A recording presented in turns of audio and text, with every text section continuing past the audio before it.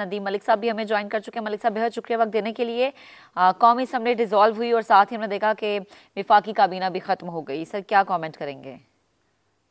دیکھیے کہ یہ جو 5 سال کا عرصہ ہے پاکستان کی سیاسی تاریخ میں، تو اگر ہم پیچھے نگاہ دوڑائیں تو اس میں بہت سارے ایسے واقعات ہوئے ہیں جس سے پاکستان کے اندر جمہوری نظام جو ہے کمزور ہوا ہے، شخصی آزادیوں کے اوپر بہت زیادہ کمی اس کے اندر آئی ہے، اور اس کے علاوہ پاکستان کی جو اقتصادی صورتحال ہے وہ بہت تبدیلی کا شکار ہے۔ بنیادی طور پر ایک نئی سیاسی جماعت کو کھڑا کرنے کی کوشش کی گئی تھی اسٹیبلشمنٹ کی جانب سے، اور یہ تجربہ پہلے تو 3 سال سینٹ پیج کی سیاست کا ان کو لگتا تھا کہ بہت کامیابی سے چل رہا ہے۔ جب بگاڑ پیدا ہوا تو پھر اس کے نقصانات پورے پاکستان میں دیکھتے ہیں کہ پورا معاشرہ جو ہے وہ 2 حصوں میں بٹ چکا ہے، اور اسی کا شاخسانہ 9 مئی کا واقعہ تھا، اسی کا شاخسانہ پاکستان کی اس وقت اقتصادی تباہی ہے کہ IMF سے ہم $1 کروڑ لینے کی خاطر 6 ماہ ہاتھ جوڑ کے کھڑے۔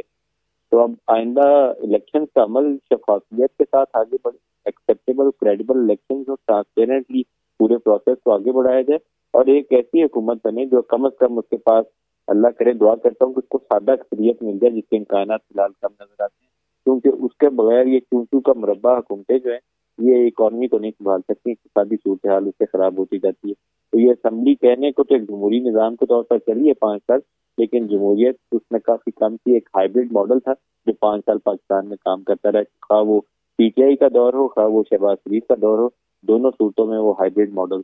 جی ٹھیک ہے ملک صاحب ساتھ رہے گا۔ منیب آپ کی طرف آتی ہوں، ایک اور بھی بڑا اہم معاملہ ہے وہ ہے نگراں سیٹ اپ کا، جس میں ہم دیکھ رہے ہیں کہ بہت سارے نام سامنے آ رہے ہیں۔ آپ کو کیا لگتا ہے کون ہے اتنا اسٹرانگ کینڈیڈیٹ؟ جو راجہ ریاض صاحب کے نامنیز ہوں گے، جی مجھے پتہ نہیں کیوں لگتا ہے کہ وہ صرف راجہ ریاض صاحب کے نہیں ہوں گے، وہ اس میں دوسری جانب سے بھی معاملات شاید اس میں شامل ہوں، لیکن اگر پھر مکمل طور پر جائزہ لیا جائے تو میرے خیال میں کنسنسس کینڈیڈیٹ کی طرف جانا محض سیاسی جماعتوں نے یہ نہیں کرنا۔ میں غلط ہو سکتا ہوں، لیکن مجھے جو اب تک امپریشن ملتا ہے، اور جس طرح ابھی ندیم ملک صاحب نے فرمایا وہ درست بات ہے کہ اگر پہلا ہائیبرڈ ماڈل تھا تو یہ بھی ہائیبرڈ ماڈل ہے، بلکہ شاید ہائیبرڈ پلس ہو۔ تو جب ہائیبرڈ پلس ہوگا تو پھر کنسنسس کینڈیڈیٹ صرف سیاسی جماعتوں کے درمیان تو نہیں ہوگا، اس کا تو پھر سٹیک کہیں اور بھی ہوگا، اور پھر وہ چاہے گا یا کوئی چاہے گا کہ وہ ان کی مرضی اور من منشا کا بھی ہو۔ تو ایسی صورتحال میں میں سمجھتا ہوں کہ بڑا ڈیپینڈ کرتا ہے۔ ایشوز جہاں پر صرف یہ ہیں کہ جو سیاسی جماعتیں ہیں ان کو اپنے مسائل بھی ہیں، میں جتنا جان پایا ہوں یا پچھلے کچھ عرصے میں انفارمیشن اکٹھی کر پایا ہوں، ان کے اپنے مسائل ہیں، ان کی اپنی انسیکیورٹیز ہیں، اور ان کو اس بات کا خدشہ ضرور ہے کہ تمام تر اچھے حالات معاملات تعلق ہونے کے باوجود کہیں جو اتنی محنت ہے وہ سب چوپٹ نہ ہو جائے اور معاملات ہاتھ سے نکل نہ جائے، کہیں اس بات کی عادت نہ بن جائے کہ جو چل رہا ہے وہ درستی چل رہا ہے، قابو میں چل رہا ہے تو اسے چلنے دیا جائے۔ کیا ضرورت ہے چھیڑنے کی، کیا ضرورت ہے ابھی کرنے کی؟ کچھ کام نامکمل ہے انہیں مکمل کر لیا جائے، کچھ کام ابھی مکمل نہیں ہوئے، اپنے منطقی انجام تک نہیں پہنچے، انہیں پہنچا دیا جائے۔ تو کیا حرج ہے کہ یہ سب چلتا رہے؟ درست بات کی طرف حسین صاحب نے کہ یہ شاید ممکن نہیں ہوگا قانونی طور پر، اور جب قاضی فائز صاحب موجود ہوں گے، لیکن ہمیں کیا گارنٹی ہے کہ یہ سب کچھ واقعی ایسا ہو جائے گا؟ ممکن تو بہت بھی کچھ نہیں تھا ہمارے ملک کی تاریخ کے اندر، لیکن وہ ہوا۔ تو کم از کم میں اس حوالے سے کوئی بحثیت ایک پاکستانی خود کو نہ تسلی دے پاتا ہوں مکمل طور پر، نہ ہی میں پاکستان کی عوام کو بحثیت ایک صحافی کوئی واٹر ٹائٹ گارنٹی دینے کی پوزیشن میں ہوں کہ ہر چیز درست ہو جائے گی۔ جب ملک کے وزیر اعظم سما کو جب میں ان کا انٹرویو کر رہا تھا، میں وہ یہ کہہ رہے تھے کہ مجھے امید ہے کہ الیکشن وقت پر ہو جائیں گے، تو پھر میرے اریسٹ میں کیس اس کے بعد تو پھر کچھ باقی نہیں امید پہ تو دنیا بھی قائم ہے نا، لیکن پھر آپ نے الیکشن کمیشن کے حوالے سے بھی تو کہا نا کہ الیکشن کمیشن کیوں خاموش ہے؟ طلعت صاحب اس کا سوال میں چاہتی ہوں کہ ذرا آپ دیں کہ الیکشن کمیشن کیوں خاموش ہے؟ کیا واقعی الیکشن کمیشن کو اتنا کانفیڈنٹ نہیں ہے؟ جیسے میں نے گزارش کی کہ اس وقت جو عوام ہے وہ نگران سیٹ اپ کے ضد گھوم رہا ہے۔ جب نگران سیٹ اپ اپنی ذمہ داریاں سنبھال لے گا تو میرے خیال میں الیکشن کمیشن کے اندر سے جو جس تحریک کی غیر موجودگی میں پریشان کرتی ہے وہ تحریک آپ کو نظر آئے گی، اور انہوں نے ہمیں مطمئن کرنے کے لیے تحریک نہیں دکھانی یا پھرتی نہیں دکھانی، انہوں نے اپنی آئینی ذمہ داری پوری کرنے کے لیے پھرتی دکھانی ہے۔ تو میرا خیال ہے کہ وہ واضح انداز سے ایک شیڈیول جاری کر پائیں گے اور بتا پائیں گے کہ انہوں نے انتخابات کی تیاری میں کتنا وقت صرف کرنا ہے. یہ یاد رکھیں کہ تمام جماعتیں اب سیاسی عمل سے باہر ہیں وقتی طور پر نگران حکومت کے بنتے ہی. سیاسی جماعتوں کا وجود، ان کے ممبران کا سیاسی وجود انتخابی عمل کے ساتھ منسلک ہے، تو کوئی بھی طاقت سے دور رہنے پر زیادہ دیر تک تیار نہیں ہوگا. تو یہ تو آپ کو بہت ایک مشکل صورتحال نظر آئے گی کہ جو تمام کی تمام سیاسی جماعتیں ہیں وہ انتخابی عمل سے باہر بیٹھی ہوں اور 2 سال 3 سال ٹیکنوکریٹک حکومت چلتی رہے. اس کا آئینی وزن بھی نہیں ہوگا، قانونی وزن بھی نہیں ہوگا، سفارتی وزن نہیں ہوگا، سیاسی جڑیں اس کی ہوں گی نہیں. تو اس کو لیجیٹمائز کرنا بہت مشکل ہو جائے گا. ہم سمجھتے ہیں منیب صاحب نے جن خدشات کا اظہار کیا، ندیم صاحب نے جن معاملات کی طرف اشارہ کیا، ہم سب کے خدشات سانجے ہیں. ہماری تاریخ ایسی رہی ہے، لیکن اگر آپ زمینی حقائق کا جائزہ لیں تو پاکستان ایک ایسی صورتحال میں سے گزر رہا ہے جہاں پر اسٹیبلشمنٹ کے بارے میں جو ہم کہتے ہیں کہ بڑی طاقتور ہے، اس کے بھی بہت ساری جگہوں پر ہاتھ بندھے ہوئے ہیں. ان کو بھی سیاسی لیجیٹمیسی کی ضرورت ہے. تو تمام ادارے جن کا تعلق انتخابی عمل کو چلانے سے ہے، الیکشن کمیشن سمیت، وہ آپ کو اپنا رول پلے کرتے ہوئے یقیناً نظر آئیں گے.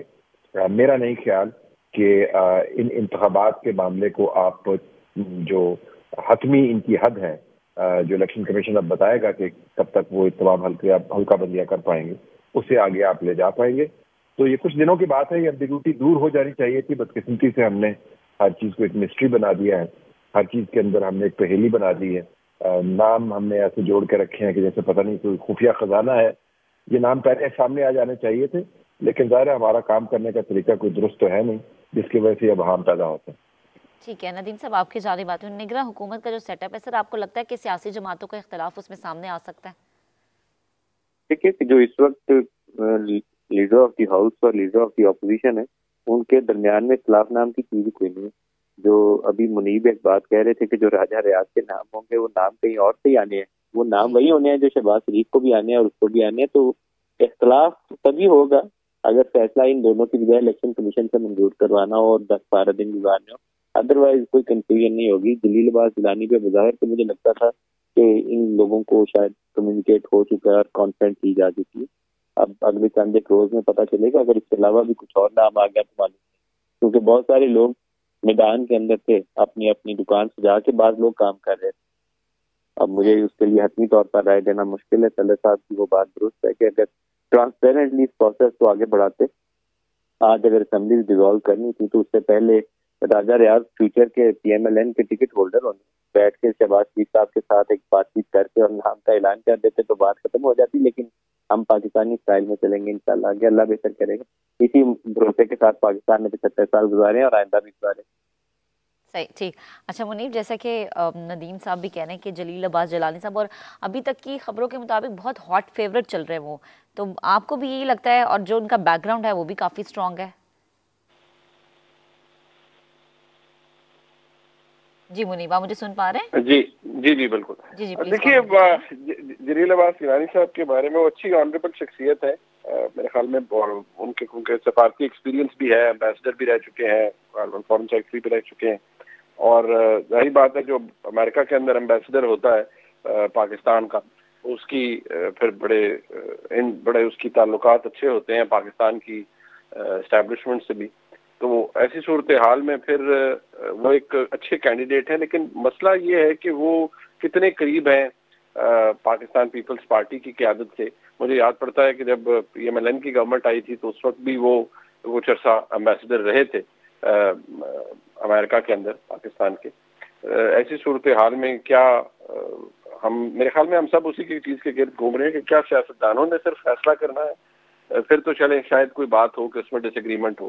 لیکن اگر سیاستدانوں نے مکمل طور پر نہیں کرنا اور اسٹیبلشمنٹ کے ساتھ مل کے ایک کنسنسس کینڈیڈیٹ لانا ہے، تو پھر شاید جس طرح ندیم ملک صاحب فرما رہے ہیں کہ اگر کمیونیکیٹ ہو چکا ہے تو بس سلسلہ پھر ایسے ہی چلے گا. اگر ڈس ایگریمنٹ ہو تو وہ ایک خبر ہے کہ راجہ ریاض صاحب اور پرائم منسٹر میں ڈس ایگریمنٹ ہو گیا ہے اور پھر معاملہ پارلیمانی کمیٹی میں چلا گیا ہے. اور اگر وہاں پر بھی ایگریمنٹ نہیں ہوتا دیٹ مینس کہ دیر از اے پرابلم سم ویئر. اور پھر کیونکہ الیکشن کمیشن تو پھر کیونکہ آپ کو یاد ہوگا کہ جو پنجاب کے وزیر اعلیٰ کا نام ہے وہ بھی پھر الیکشن کمیشن نے ہی اناؤنس کیا تھا محسن نقوی صاحب کا. اور اب جو صورتحال ہے اگر اس میں ڈس ایگریمنٹ ہوتا ہے تو پھر وہ ایک خبر ہوگی ہم سب کے لیے